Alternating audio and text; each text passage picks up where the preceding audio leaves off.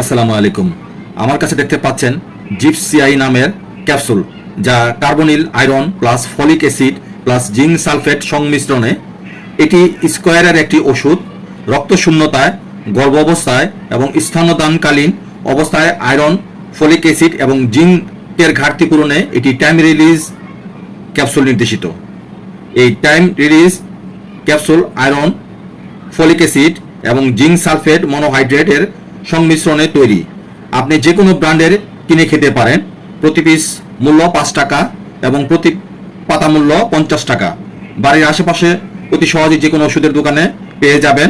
নির্দেশিত মাত্রা প্রতিদিন একটি করে ক্যাপসুল একবেলা বা চিকিৎসকের পরামর্শ অনুযায়ী।